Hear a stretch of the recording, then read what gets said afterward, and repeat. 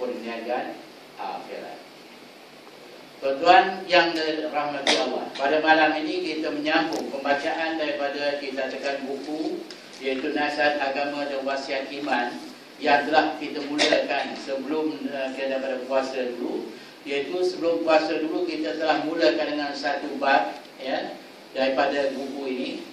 Dan dalam buku ini ada bab yang pertama tu iaitu kita baca di Masjid Jami, iaitu bab takwa dan perkara mengenai takwa tu kita baca di Masjid Jami ya. Kemudian ada bab semayang banyak telah diperkatakan oleh tuan-tuan yang lain, termasuk juga puasa, haji dan sebagainya. Jadi oleh itu terus kita tekan membaca kepada kita perihal zikir dan doa. Jadi kita telah masuk pada bulan yang pertama dulu, iaitu membaca perihal zikir dan doa. Dan kita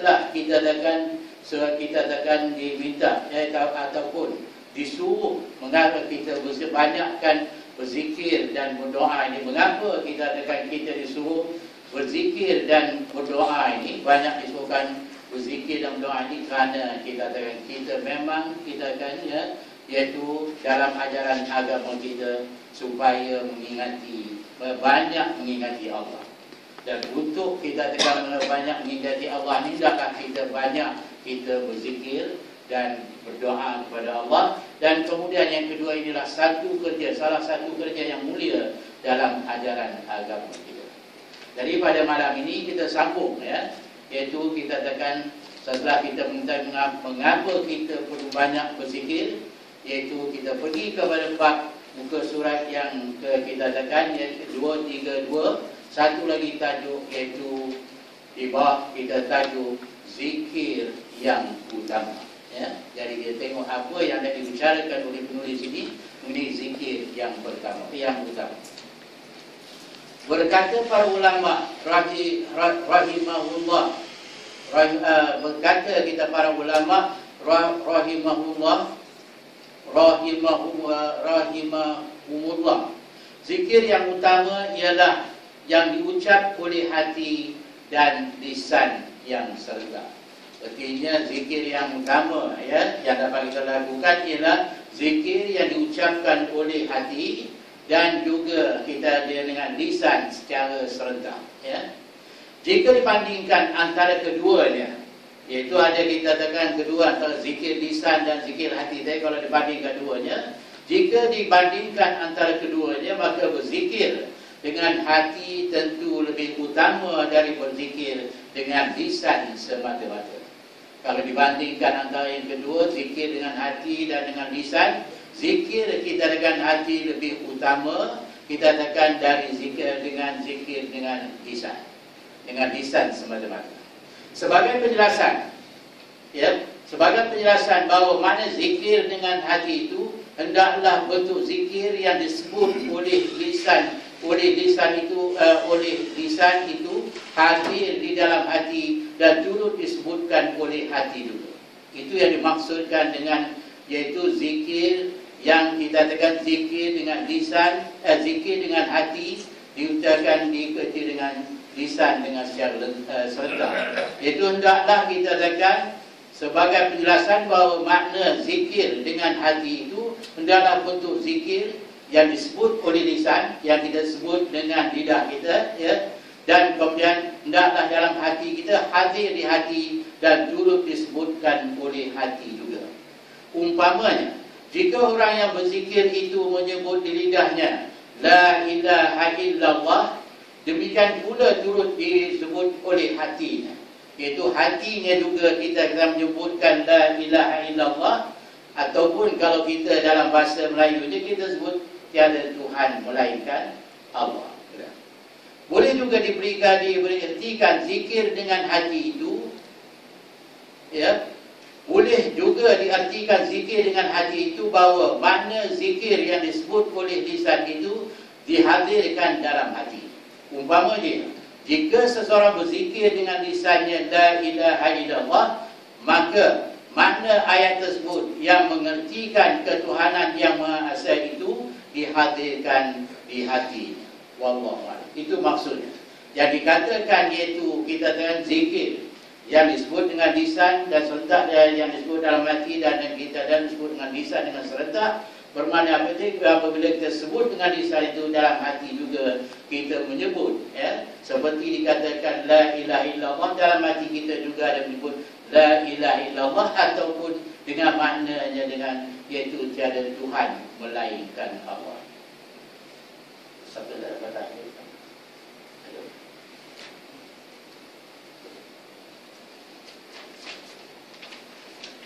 Berkata, iaitu seterusnya berkata Hujatul Islam, ya. Hujatul Islam Imam Ghazali rahimahullah, zikir itu terbagi kepada 4 kategori. Iaitu zikir itu terbagi kepada 4 kategori atau 4 kita katakan kelasnya, kata.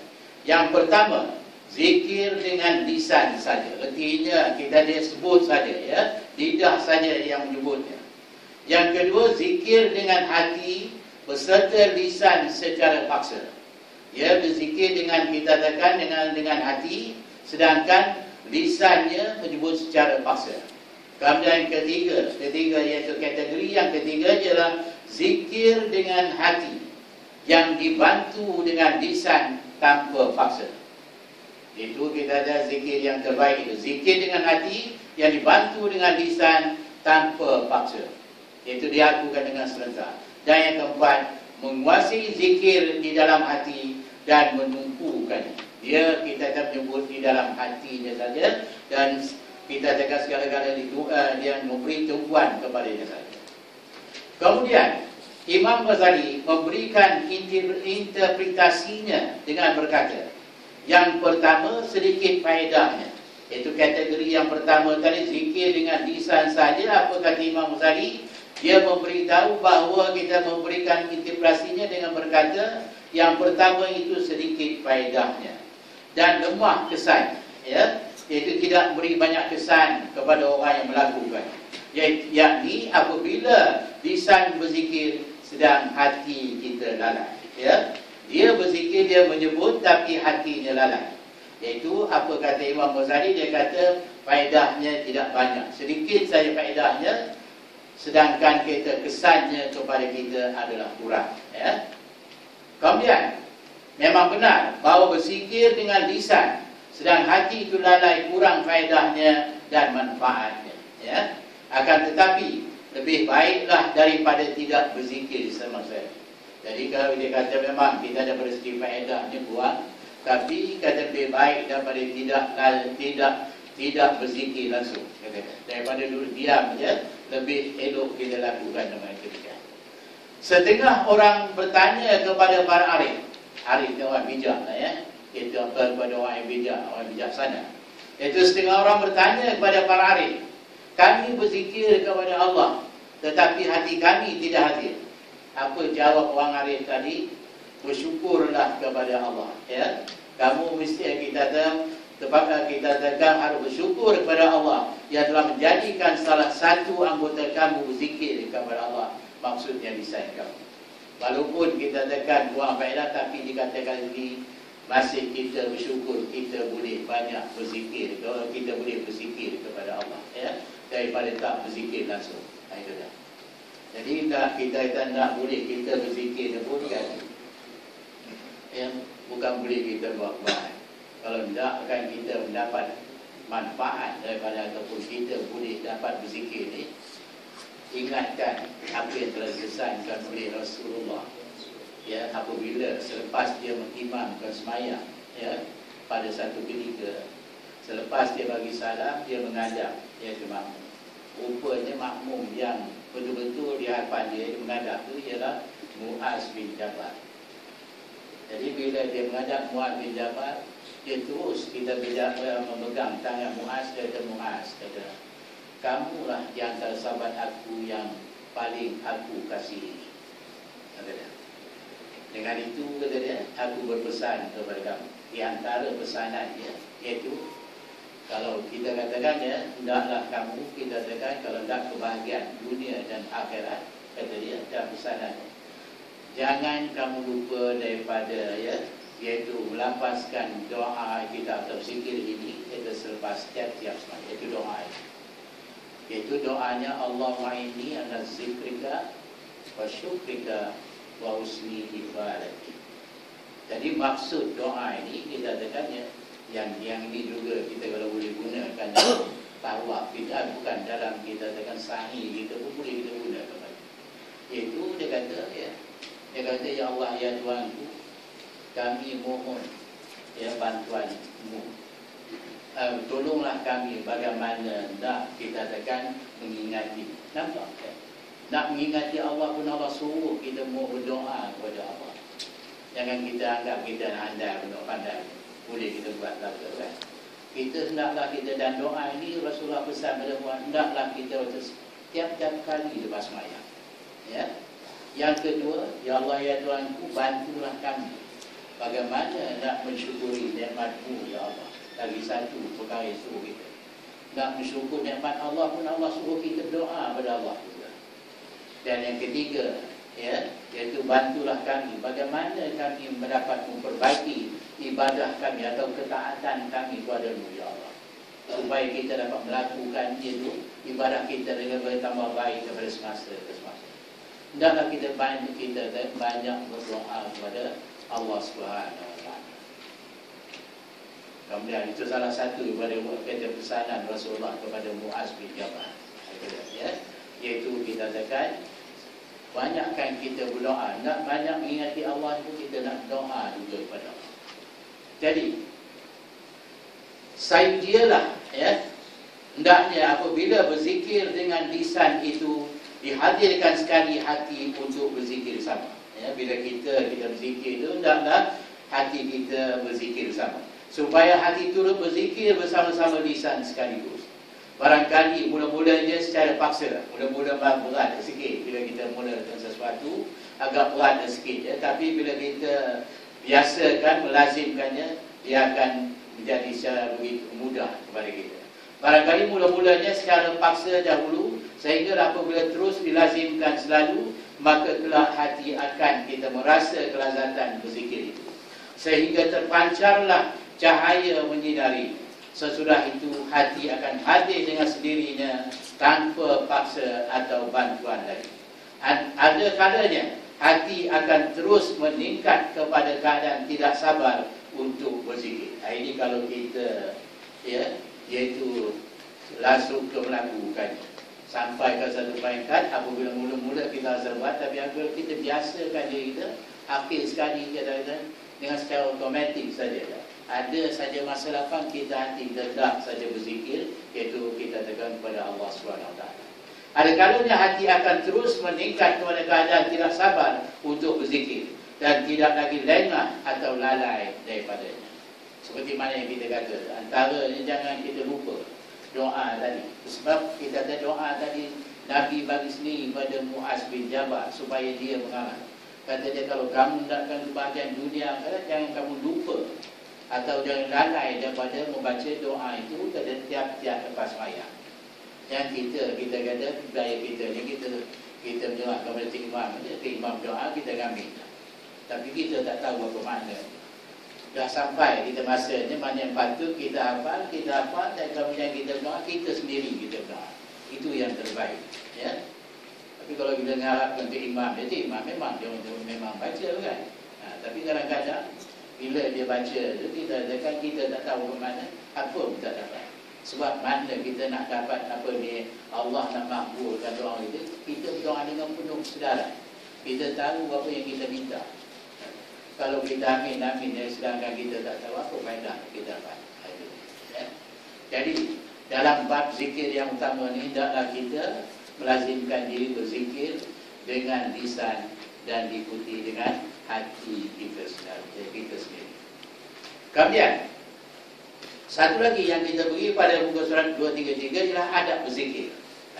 Itu dalam kita ada agama, ajaran agama kita.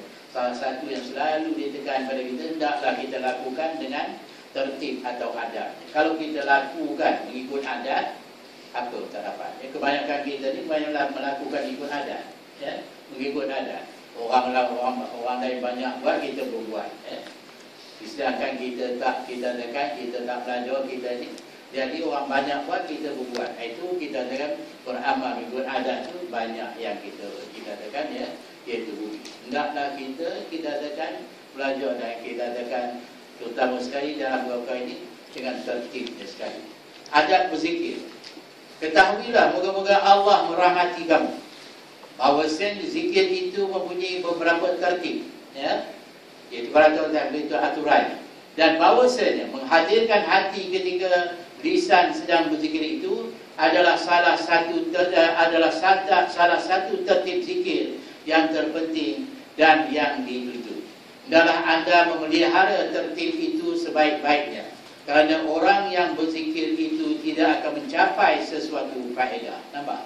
Apa kata pemerhati kita tadi, iaitu penulis ini, kalau sekiranya kita berzikir, ya, tidak akan mencapai sesuatu faedah, tidak akan mendapat apa-apa faedah, atau tidak akan mendapat apa-apa manfaat daripada yang kita lakukan itu, ya, daripada faedah-faedah zikir dan tujuannya utama, melainkan dengan menghadirkan diri.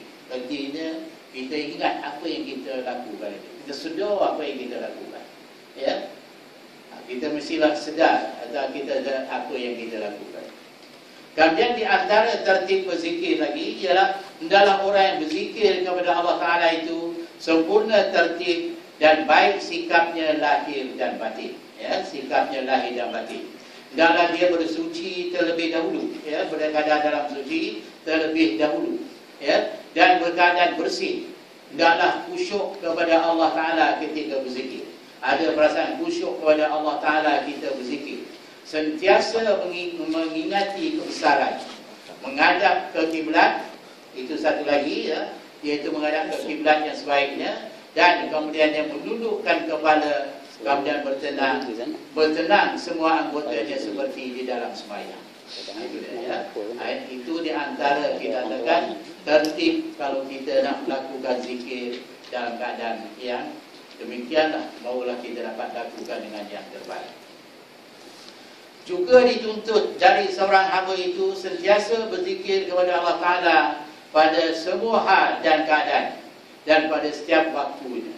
Cubakanlah dirimu mencontohi tertib-tertib yang kami sebutkan di atas tadi, seperti bersuci terlebih dahulu, menghadap ke kiblat dan sebagainya pada setiap kali berzikir. Sebagaimana keadaannya orang-orang yang berkhalwat, ya. Orang khalwat ni orang yang dia menyendirikan, ya. Dia mendirikan dirinya, dan kemudiannya dan yang menyingkirkan diri kepada Allah Ta'ala. Jika tidak boleh tertib seperti itu, sebagaimana halnya kebanyakan orang pada masa ini, maka seharusnya lah dia menentukan sesuatu masa untuk dia duduk berzikir, melengkapkan dirinya dengan tertib-tertib yang tersebut itu, ataupun sebagainya dari tertib-tertib lain yang tidak kami sebutkan di sini. Kemudian pada masa-masa selain masa itu, hendaklah dia meneruskan zikirnya dengan cara yang biasa, sama ada ketika berdiri, duduk atau terlentang, tanpa batas atau syarat, sebagaimana firman Allah Ta'ala, iaitu a'udzubillahi minasyaitonirrajim, fazkurullaha qiyaman wa qu'udan wa ala junubikum. Iaitu daripada surah An-Nisa ayat yang ke-103. Maka berzikirlah kepada Allah dalam keadaan diri, duduk dan sedang terlentang. Ini kita kelebihan kita katakan, ya. Ada banyak kita katakan kelebihan kepada orang sentiasa kita berzikir dalam keadaan kita katakan, iaitu sama ada berdiri, duduk ataupun terlentang. Diceritakan, kalau tuan-tuan baca besok dalam bab kita dan sakaratul maut, ada diceritakan mengenai kita salah seorang daripada kita katakan, ya, nama dia Muawiyah juga, tapi bukan kita katakan Muawiyah yang khalifah tu. Dia ada satu Muawiyah seorang lagi. Dan Muawiyah ini kita katakan telah dilantik oleh Nabi menjadi pemerintah atau kita katakan penggantinya ketika dia pergi perang Tabuk. Pada satu ketika Nabi keluar kita dengan satu angkatan perang, ya, iaitu perang Tabuk. Apabila Nabi sampai kita Tabuk, Tabuk ni satu daerah kita tempat yang jauh pada Madinah. Jadi dia tiap-tiap kali kita Nabi keluar ni, atau dia meninggal ke Madinah, dia akan melantik satu orang untuk pengganti sebagai kita bertakbir kita tekan di Madinah. Jadi apabila Nabi sampai di kita tekan Madinah, sampai di Tabuk, Nabi mendapat perkhabaran bahawa iaitu kita yang dilantik, kita yang menggantikan di Madinah itu meninggal. Yang meninggal kita tekan dia meninggal. Dia malu dengan Nabi, dia dapat tahu kita melalui wahyu kita tekan bila meninggal dapat tahu pada Nabi. Jadi Nabi pun dia kata mengumpulkan sahabatnya, dia kata sahabat-sahabat aku, dia kata saya datang kemari, dia kata kemudian dia menyampaikan berita bahawa aku telah menerima berita bahawa kita tekan Muawiyah, dia ada bukan Muawiyah bin Abi Sufyan itu yang menjadi khalifah itu bukan, ada lagi seorang. Jadi dia kata dia telah meninggal. Marilah sama-sama kita adakan kita semayang jenazahnya secara baik. Jadi Nabi pun kita adakan dengan sahabat-sahabat kita menyemayang jenazah Muawiyah dari secara baik. Selepas semayang, Nabi tunjukkan kita dengan memberitahu kepada sahabat, cuba tengok kita ada awan di sebelah kita dekat Madinah. Awan di sebelah Madinah. Apa dia boleh tengok awan sebelah Madinah dalam keadaan gelap macam hari namanya. Jadi sahabat pun merasa pelik kerana di tengah padang pasir ada awan gelap kan. Tapi pada dia kata Nabi bila kata Nabi tunjuk awan gelap. Jadi bila dalam keadaan awan gelap tu, dalam keadaan awan yang gelap itu, sahabat kata Rasulullah kata, apa terjadi kita?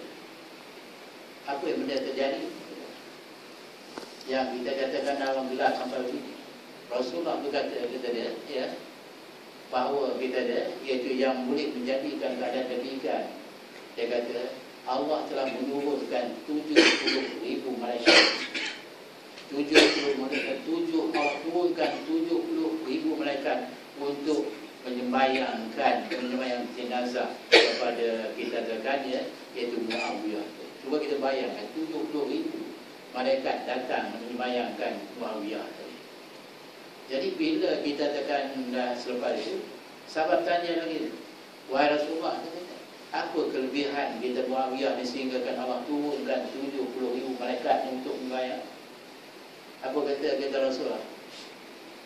Bahawa kita iaitu kita Muawiyah ni dia seorang yang sentiasa membaca Qul huwallahu ahad, Allahus samad, lam yalid wa lam yulad, sentiasa baca basah lidahnya membaca kita Qul huwallahu ahad ni. Ini yang dikatakan sama dia kita tekan ketika dia berdiri, duduk ataupun sedang baring. Ini kelebihan. Contoh dia dapat cerita ni daripada Sakaratul Maut yang dibaca oleh Khalid Subi, ataupun iaitu buku kita tekan kitab yang dikeluarkan oleh kita dari Kelantan, iaitu kita tekan kitab apa ni, satu nama kitab ada dalam tu ada cerita mengenai kelebihan orang-orang yang kita rajin berzikir. Kemudian satu lagi kita pergi kepada ini, jangan lalai daripada berzikir. Iaitu jangan kita lengah atau jangan kita lalai daripada mengingati Allah. Hendaklah berhati-hati kita supaya tidak lalai daripada berzikir kepada setiap masa dan waktu. Kerana lalai dari mengingati Allah itu menimbulkan bahaya yang besar. Apa kata penulis pada kita mengingatkan kita, jangan kita lalai daripada mengingati Allah. Kerana ketika kita lalai daripada mengingati Allah, kita katakannya kerana lalai dari mengingati Allah itu akan menimbulkan bahaya yang besar kepada diri kita. Rasulullah sallallahu alaihi wasallam telah bersabda, iaitu apa kata Rasulullah? Man qada maka man qada maka lam yaskurillah fi illa kanat alaihi minallahi tirrata. Itu kita katakan barang siapa yang duduk di suatu tempat seraya tidak mengingati Tuhan ketika itu, melainkan dia akan merasakan kesalahan. Artinya apa dikata dalam kitab hadis Rasulullah ini, iaitu apabila seseorang itu duduk satu tempat dan tidak kita katakan yang membuat apa berzikir kepada Allah tadi, Maka kita tekan dia mengingati Tuhan kita itu, ketika itu melainkan apa dia? Dia akan merasakan penjelasan. Bila dia lakukan kemudian, bila selalu penjelasan selalu dia dah kemudian, tahu kan? Kita ni bila dah sedar baru kita bisa Allah. Lupa. Sepatutnya kita tekannya, kita tekan pada mana-mana kita kita duduk dan kita banyak mengingati Allah. Itu. Ada kalanya syaitan turut menguasai manusia yang lalai itu. Ada kalanya syaitan turut menguasai manusia yang lalai itu. Lalu kita tekan dihalangnya orang itu daripada daripada berzikir kepada Tuhan. Disebabkan kelalaian yang telah membelengui diri. Kemudian Allah telah berfirman, A'udzubillahi minasyaitonir rajim, wa man yakhshu an dzikrir rahman nuqayyid lahu syaitana wa huwa lahu qarin. Iaitu pada surah Az-Zukhruf ayat yang ke-36 yang membawa maksud lebih kurang. Dan siapa yang membelakangkan berzikir. Ini kita ada yang membelakang bukan berzikir ni artinya ya, minggu maksud kita cakap kita ni adalah siapa yang tak nak berzikir, yang tak hendak mengingati Allah itu ya. Sesiapa yang tak hendak mengingati Allah ataupun siapa yang membelakangi berzikir, iaitu mengingat kepada Allah yang Maha Pemurah, akan kami jadikan baginya syaitan yang akan menjadi rakan kepadanya. Artinya kalau kita tak mahu mengingati Allah, ya, lalai kita mengingati Allah, jadi kita tekan syaitan akan menjadi teman kita. Syaitan akan menjadi teman kita. Begitulah peringatan kepada Allah, dari Allah kepada kita, supaya kita sentiasa kita tekan yang mengingati. Memang kita disuruh sentiasa mengingati Allah. Kemudian Allah juga telah berfirman, A'udzubillahi minasyaitonir rajim, istahwaza 'alaihimus syaitanu fansahum zikrallah. Iaitu kita tekan dari surah Al-Mujadalah ayat yang ke-19. Apa kata firman Allah? Itu maksudnya lebih kurang, syaitan telah menguasai ke atas diri mereka sehingga dia melupakan mereka daripada mengingati Allah. Ini kita dengan peringatan Allah kepada kita. Apabila kita tidak mengingati Allah, tak mahu kita berzikir kepada Allah, syaitan akan menguasai diri kita, ya. Iaitu syaitan akan menguasai diri kita sehingga kita melupakan diri kita daripada mengingati Allah. Jadi kalau kita tak nak dikuasai oleh syaitan, sentiasalah kita mengingati Allah atau berzikir kepada Allah. Bagi seorang mukmin, haruslah dia berzikir kepada Tuhan sebanyak-banyaknya. Nampak? Bukan ada had dia tu. Disuruh kita sebanyak-banyaknya. Ya. Sebagaimana sebaliknya sifat seorang munafik. Jadi bertentangan dengan orang yang kita berlawan dengan sifat orang munafik tadi, iaitu orang munafik ini tiada berzikir kepada Tuhan melainkan sedikit saja. Orang kita yang orang munafik ni walaupun dia berzikir tapi sedikit saja dilakukan. Bagi kita orang mukmin ni, ya, lebih-lebih lagi seorang mukmin yang sebenar ni, dia kita tekan iaitu berzikir sebanyak-banyaknya, iaitu mengingati Allah. Allah kita berzikir kepada Tuhan melainkan sedikit saja. Allah Ta'ala telah berfirman ketika mensifatkan orang-orang munafik, iaitu kita tekan dalam keadaan bagaimana Allah menggambarkan orang-orang munafik ini kepada kita. Allah Ta'ala telah berfirman ketika mensifatkan orang-orang munafik yang iaitu A'udzubillahi minasyaitonir rajim, yura'unan nas wa la yazkurunallaha wa la yazkurunallaha illa qalila. Mereka riak. Itu dia, orang munafik ni, ya, digambarkan oleh Allah sebagai orang yang riak. Mereka riak kepada kita manusia dan tidak berzikir kepada Allah kecuali sedikit sekali. Itu dia, ya. Gambaran kita pada orang munafik yang Allah gambar kita tekan, beritakan kepada kita. Orang munafik ni ialah orang yang riak, yang menuju, iaitu riak, yang riak tidak melakukan ikhlas kepada Allah. Mereka riak kepada manusia dan tidak berzikir kepada Allah kecuali kita tekan sedikit sekali. Dalam melazimkan diri berzikir kepada Allah Ta'ala dan membiasakan amalan zikir itu adalah senjata untuk menghalau syaitan dan mencegah was-wasnya sebagaimana bunyi sebuah riwayat. Juga kita tekan, penulis ini kita tekan telah memberi tahu kepada kita, ketika kita melazimkan diri berzikir kepada Allah Ta'ala, dan kita tekan kita melazimkan diri berzikir kepada Allah Ta'ala dan membiasakan amalan zikir itu, dia merupakan senjata, satu senjata untuk kita menghalau syaitan. Jadi kalau kita tak menghalau syaitan, banyaklah kita berzikir kepada Allah SWT. Itu adalah senjata untuk menghalau syaitan dan dapat mencegah was-was. Jadi siapa yang ada penyakit was-was, salah satu kerja dilakukan oleh syaitan kepada kita ialah menimbulkan perasaan was-was. Pada sesiapa yang ada perasaan was-was, sebenarnya was-was salah satu iaitu kita tekannya, iaitu kerja yang ataupun kita tekan perkara yang ditimbulkan oleh syaitan kepada kita. Jadi ada senjata untuk menghalau syaitan dan mencegah was-wasnya. Sebagaimana kita tekan bunyi sebuah riwayat, telah riwayat dan ceritakan, iaitu anna syaitana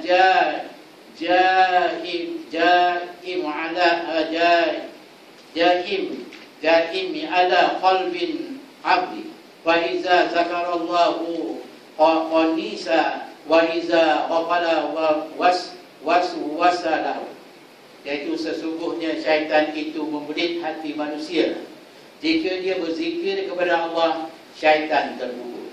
Artinya kita tekan ketika kita berzikir kepada Allah, iaitu syaitan akan terpukul. Kalau tidak, kita sentiasa akan diganggu oleh syaitan.